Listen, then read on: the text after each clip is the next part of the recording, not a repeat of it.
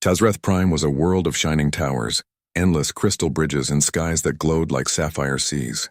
The Elorians who lived there were known across the stars for their beauty, power, and pride.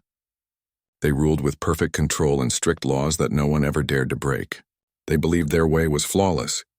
They believed no one, especially humans, could ever teach them anything new. Commander Elias Ward had heard all of that before he came. He was a tall man with a calm face and tired eyes, a soldier from Earth who had seen too many wars. He had been sent as a peace envoy to end a long border conflict between humans and the Elorian Empire. His orders were simple: bring peace, build trust, and never show fear. But peace was never simple, and trust was hard to earn among those who believed themselves divine. The Elorians had invited him to their capital's grand palace to celebrate the ceasefire. It was a hall of silver pillars and glowing glass walls that shone like frozen light. Thousands of alien nobles filled the room, their robes glittering with stars. The king himself sat on a tall throne made of living crystal, and beside him stood his daughter, Princess Lyra. Her eyes were soft blue, and her hair shimmered like morning frost. She looked calm, but inside her heart was heavy. She knew what the humans did not. The celebration was hiding a storm. The feast began with songs and strange floating lights. Elias tried to smile as alien food and music surrounded him, but he felt uneasy. The air was too thick, too quiet. Then a voice echoed from across the hall. "Bring forth the traitor," a guard shouted. The lights dimmed. The crowd turned toward a group of soldiers dragging someone forward. It was Princess Lyra. Elias stood up without thinking. "What is this?" he asked. No one answered him. King Velar's voice filled the hall like thunder. "My daughter stands accused of treason. She gave aid to an enemy of our empire, a human soldier wounded on our soil. She broke our sacred code." Gasps filled the air. Elias felt his chest tighten. He understood now. A few months earlier, during the final battle of the border war, a human pilot had survived a crash near the Elorian lines. Reports said someone had secretly treated his wounds and helped him escape. The Elorians never found out who. Until now. Lyra looked up, her face pale but proud. "Father," she said quietly, "I saved a life. That cannot be treason." The king's eyes were cold. "Compassion for the enemy is betrayal of your blood." The nobles nodded and whispered, agreeing with him. Their people had lived for centuries believing mercy was weakness. To them, order mattered more than love, and rules mattered more than hearts. Elias could not stay silent. "Your Majesty," he said, stepping forward, "I was that pilot's commander. That act saved a man who only fought because he had to. If she helped him, then she saved more than one life. She helped save peace."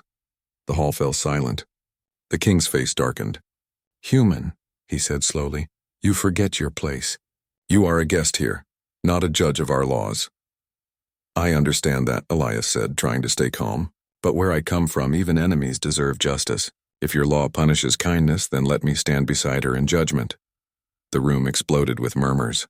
The nobles shouted in anger. "He dares question the king," one cried. "He pollutes our court," another hissed, but Elias didn't move. He kept his gaze steady on the throne. His voice grew stronger. "You speak of honor. Then prove it. Let her case be heard before the royal court. Let truth, not fear, decide her fate." King Velar leaned forward. "Our court does not hear the words of outsiders." "Then prove that your justice is greater than ours," Elias said quietly. "Or admit that it fears the truth." The challenge hung in the air like fire. The king's fists tightened on the arms of his throne. For a moment it seemed he would order Elias's arrest, but the ancient laws of the Elorians were clear. Once a defense was demanded before witnesses, the king could not deny it without shaming his own code. And thousands were watching. "Very well," Velar said at last, his voice like stone breaking. "At dawn the court shall decide her fate. But you, human, will stand with her. You will see what true judgment means." Elias bowed slightly. "Thank you, Your Majesty. I will stand beside her." When he turned to look at Lyra, she was staring at him in disbelief. She had never seen anyone speak to her father that way, not even the highest lords. For a moment she forgot the fear pressing on her chest. There was only confusion and something strange, a spark of hope. Guards led her away, and Elias was escorted to a chamber under watch. The night outside the palace was cold and full of strange blue lights. He stood by the window thinking. Maybe he had gone too far. Maybe in trying to save one person he had doomed himself. But when he remembered Lyra's face, the fear faded. He had seen courage there, the kind that reminded him of home. Lyra sat alone in her cell that night. The walls were made of shimmering light, impossible to touch or break. She could see the stars through the open ceiling, bright and endless. She thought of what Elias had done. No one had ever spoken for her before. In her world, daughters obeyed, and voices that questioned the crown were silenced. But this human, this strange, stubborn being, had risked everything for someone he barely knew. She whispered softly, "Why would he do that?" But there was no answer. At dawn, the city awakened to a sky of golden mist. The palace square filled with thousands of Aelorians waiting to see what would happen. Some came to watch justice. Others came to watch a human fail. The royal court chamber opened its tall crystal doors, and the king entered first, followed by his advisors and guards. Elias stood beside Lyra as she walked in. He could feel the weight of every eye in the room. She moved gracefully, though her heart was racing. When she sat, she looked at him once, silently thanking him for being there. The king spoke. The trial begins. Princess Lyra of House Valar is accused of aiding the human enemy during war. She has admitted her act. The only question is whether this act was treason. Elias stepped forward. "Your Majesty, if I may—" "Silence," one of the counselors snapped. "You are permitted to speak only when questioned." Elias ignored him. "You called this treason," he said, turning to the king. "But what crime is it to save a life? What honor is there in letting someone die when you can help?" The room buzzed with angry whispers, but Elias didn't stop. "Your daughter saved one of my men because she believed mercy mattered more than victory. You call that betrayal. I call that greatness." The king's eyes blazed. "You presume to teach us morality, human?" "No," Elias said softly. "I only remind you that even the greatest empires fall when they forget compassion." The court fell quiet. For a long time, no one spoke. Then Lyra rose to her feet. Her voice trembled at first, but soon it grew steady. "Father, I did save that human. I saw him bleeding in the dirt. I saw fear in his eyes, the same fear I would feel if our soldiers fell in battle. I could not walk away. If that is treason, then I am guilty." The king looked at her with pain behind his stern face. "You were born to protect your people, not to question our laws."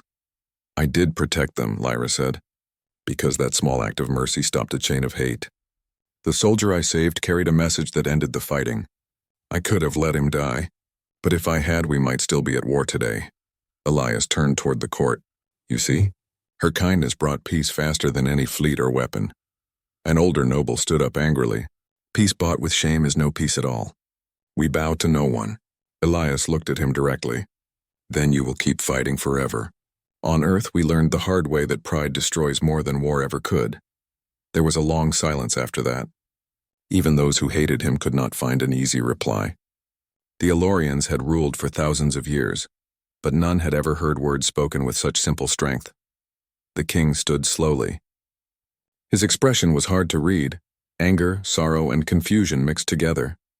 "Enough," he said. "The court will decide her fate tomorrow. Until then, she remains confined." The guards moved to take Lyra away again. Elias wanted to speak, but she shook her head slightly, a silent plea for him not to make it worse. As she was led from the room, she glanced back once. Their eyes met for a heartbeat, a human's steady courage and an alien's quiet faith meeting in the space between worlds. That night, Elias was not allowed to leave his chamber, but through the window he could see the lights of the city and the faint glow of the palace towers. Somewhere in those towers was the princess waiting for dawn. He thought about Earth, about how his people had once been divided by fear until someone dared to stand up and speak. He realized that no matter how far humans traveled, some truths never changed. The next morning would decide everything. The fate of the princess, the pride of a king, the future of two worlds. But for now, as the stars faded into light, Elias whispered a promise to himself. "If they want truth," he said quietly, "then they'll hear it, even if it costs me everything." Far above the city, the first rays of Tazreth's sun broke across the glass towers, shining like fire on water. The court was waiting. The king was waiting, and a single human stood ready to face them all. The dawn came with a strange stillness across Tazreth Prime. The golden sky glowed through the high crystal towers, and the royal palace shone like a mountain of light. Every street, every balcony, every open space was crowded with Aelorians waiting to hear what would happen in the royal court. It was not just a trial anymore, it was a question about their world itself. Was mercy weakness or was it strength? Commander Elias Ward stood in the preparation chamber beneath the palace. 2 guards stood near the door, watching him carefully. He had not slept all night, but he did not feel tired. His thoughts were steady. He had faced enemy fleets, seen planets burn, but this moment felt heavier than any battle. The fate of one princess was now tied to something far greater, the way an entire race would see humanity forever. When the door opened, he saw Princess Lyra walk in, escorted by her royal attendants.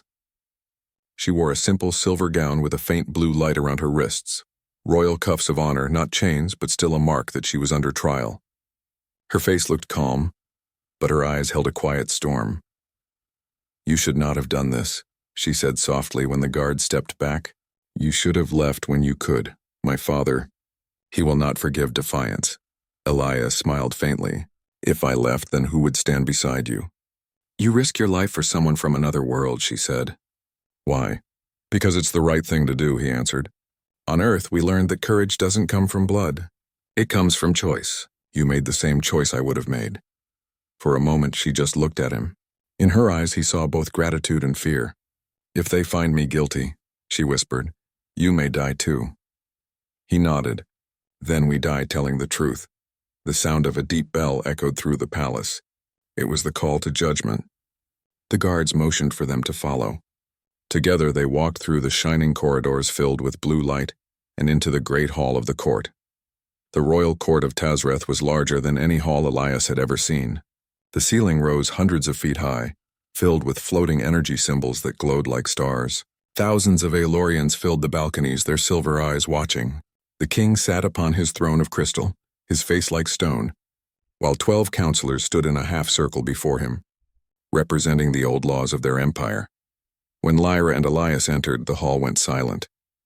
Every step echoed through the chamber. They stopped before the throne and bowed. The king's voice filled the air. The trial resumes. Princess Lyra stands accused of treason. The human Elias Ward speaks as her defender. "Let all words today be true, for the stars witness our justice." A counselor, tall and cold-eyed, stepped forward. "Commander Ward, before you speak, you must swear upon our crystal flame that your words hold no deceit." Elias nodded. He placed his hand over the glowing orb brought before him. It burned faintly under his skin, reading his heart, not his words. "I speak the truth," he said simply. The flame pulsed once, then turned blue. The hall whispered in surprise. The flame rarely turned blue. It meant pure honesty. The king raised his hand. "Begin." Elias looked around the hall. "Your Majesty, your people believe mercy is weakness, but I have seen mercy end wars that strength could not." Princess Lyra saw a wounded man and saved him, not because he was human, but because he was alive. "You call that betrayal. I call that honor." A murmur passed through the court. The king frowned. "Our laws exist to protect our people. If my daughter breaks them, she threatens all we stand for." Elias met his gaze without fear. "And what do you stand for, your Majesty? Pride, power, or the future of your people? Because a future built only on pride will fall no matter how high its towers rise." The king's eyes narrowed, but he said nothing. The same counselor spoke again. "You speak boldly for a species so young. Humanity has warred with itself for centuries. You think your lessons matter here?" Elias nodded calmly. "Yes, because we made the same mistakes you're making now. We built empires on pride. We destroyed each other out of fear. And only when we learned to forgive, to see others as equals, did we stop falling. We are far from perfect, but we try to be better." The council chamber was quiet now. Even those who hated the human's words were listening. There was something raw and real in his voice, something that no weapon could silence. Princess Lyra took a deep breath and stepped forward. "Father," she said softly, "you taught me that the duty of the crown is to protect our people. But I believe protecting life itself is also our duty. When I helped that soldier, I followed the truth in my heart. And that truth stopped the war." The message he carried reached his commanders. It brought peace sooner than any treaty. The king's expression changed slightly, the faintest flicker of conflict behind his hard stare. "You speak of peace bought through disobedience." "Peace bought through compassion," Lyra corrected gently. "If your laws punish that, then perhaps they have forgotten their purpose." Gasps echoed through the court. No one had ever spoken to the king that way, not even his council. Elias felt a quiet pride rise inside him. She was no longer afraid. The eldest counselor stepped forward, his voice trembling with age. Your Majesty, the ancient code says compassion is a path of fools. The empire survives through order. Elias turned to him. Then your empire survives by fear. Do your people obey because they love your world or because they fear your punishments? If they fear you, they will never truly follow you. The king rose from his throne. His voice thundered through the hall. Enough! You speak as though you understand us. You do not. You are a stranger in our house. Elias stood tall. Maybe I am. But I know this. The measure of greatness is not how loudly a ruler commands, but how deeply he listens. Your daughter listened to her heart, to reason, to hope. That is what true strength looks like. The crowd had stopped murmuring now. Many Aelorians stared in silence, others with doubt in their eyes. The king looked around the hall and saw that doubt. For the first time he saw cracks in the wall of his own rule. Lyra's voice broke the silence. Father, I love our people. I never meant to shame you. But if compassion is a crime, then I will not deny it. I would rather be judged guilty of mercy than innocent of cruelty. The king's hand trembled. He looked at his daughter, the child he had raised to lead, the heir to his throne, and then at the human who stood beside her, fearless and unbending. For a long moment he said nothing. Then the eldest counselor spoke again. The choice is yours, Majesty. By law, if she is guilty, she must be stripped of title and exiled. If she is innocent, you admit the old code is flawed. Valor's eyes closed. He could feel the weight of centuries pressing on him. Every ruler before him had ruled by strength. To show compassion now would mean changing the foundation of everything his people believed. But to punish her would mean silencing the best part of what they could become. When he opened his eyes again, they were different. Softer, older, tired. The court will recess, he said finally. I will speak the judgment myself. He rose and walked out through a side passage, leaving a silence heavy as the stars. The crowd buzzed, whispering. Elias turned to Lyra. Whatever happens, you were brave, he said quietly. No one can take that from you. She gave a faint smile. You taught me that. Hours passed before the king returned. When he did, the hall fell silent again. He walked slowly to his throne, his robe trailing like mist behind him. He looked at the faces of his council, at the crowd, at his daughter, and finally at the human who had challenged him. Princess Lyra, he said, his voice quieter now. You broke our law. But laws are made by those who seek to understand what is right. And today I have learned that even an emperor can be blind. The court gasped. The king continued. You are not guilty. Your act of compassion brought peace, not harm. You will remain heir to the throne of Tazrith. Lyra's breath caught. She lowered her head, trembling with relief. The king turned toward Elias. And you, human, have done what no envoy ever could. You made this court see beyond itself. You spoke truth to a king, and I could not stop it. He stepped down from his throne and stood before Elias. Our law forbids outsiders from addressing the court. Yet if I had silenced you, I would have silenced reason itself. You have shown me that honor without heart is emptiness. Elias bowed deeply. Your Majesty, I only spoke what needed to be heard. The king nodded slowly. Then hear this. From this day, the alliance between our peoples will not be written in treaties but in trust. Humanity has proven worthy. The court erupted, not with anger but with awe. Some nobles protested softly, but most stood silent, unable to deny the truth they had seen. A human had faced their laws and changed them without a weapon, without a war. After the judgment, the crowd dispersed slowly. Lyra walked beside Elias through the garden outside the court. The air shimmered with light and the wind carried soft sounds from the distant city. She looked at him with a gentle smile. You saved me. Elias shook his head. You saved yourself. I just reminded them to listen. She laughed quietly. Perhaps both are true. Then her smile faded a little. You could have died, he smiled. I've risked worse for less important things. They stopped near a tall crystal tree that glowed from within. For a while they said nothing. Just watched the sky change colors. Above them, the twin moons of Tazreth moved slowly apart, shining over a world that felt a little newer, a little more open.